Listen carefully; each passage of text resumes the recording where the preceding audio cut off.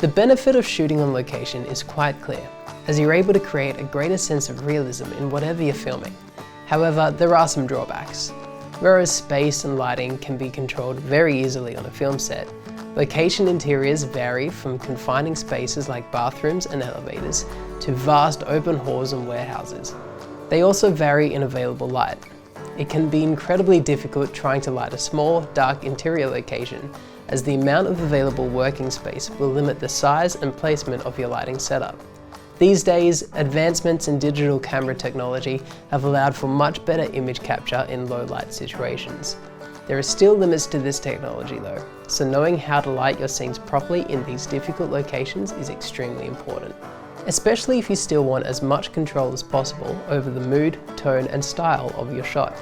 All of that predominantly comes from lighting, so take whatever available light that you have and manipulate it to tell a story. When lighting for an interior scene, the first question you must ask yourself is, what is the look or mood that I'm trying to create here? Is this a happy scene, full of warm, soft light? Or is it a darker point in the story, where more contrast and darker shadows are needed? Or am I trying to create a sense of sadness, with a cooler blue lighting setup? Knowing these things beforehand will help establish your choices and make things a lot easier on the day. It can also affect the time of day that you'll be shooting. Those happiest scenes would be ideally filmed on a sunny day. Even though your subjects aren't in direct sunlight, the warm light from outside will affect what's going on inside. Those sad moments would benefit from being filmed on an overcast day, or just after sunset. The natural light is a lot softer and colder, and will only need to be slightly emphasized with your lighting setup. Windows are the key here. Hopefully, whatever location you're working with has at least one window. Whatever the light outside is doing can then be used as a vital tool in the rest of your setup. It also gives you a practical light source to justify the lighting in your scene. Practical light sources are very important to think about on any interior shoot. Practical lights are any light source that is actually part of the set design and can be seen in your shot. So things like windows, lamps, candles, fireplaces, and many others. Not ceiling lights. It's not the best idea to use ceiling lights in an interior scene, as the overhead positioning isn't very flattering on your subjects. Also, in most cases, you're unable to change the light intensity or sharpness. Where possible, use practicals to light your scene. You may find that practical light sources aren't enough to fully light your subject and the space they're in.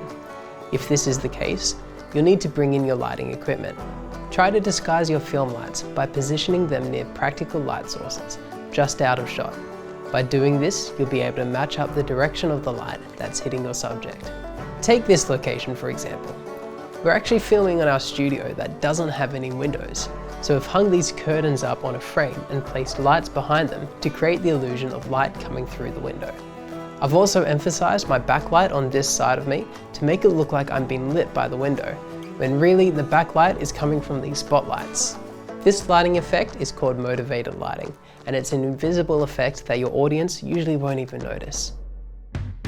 If you're filming next to an open window during the day and you don't want your subjects to be silhouetted by the intense light, then try to match or at least reduce the intensity difference of your interior lighting. This means using very powerful light sources inside your location and dropping down the exposure on your camera. If you need to quickly illuminate the whole location, a good idea is to point brighter lights at the ceiling. Most ceilings are painted white, and by doing this you're basically turning the roof into a giant reflector. The light will bounce off the roof and create a soft, even light over the entire space with few shadows. The key to all cheap lighting techniques is to use what you have available to you. It's another benefit of practical light sources, especially windows.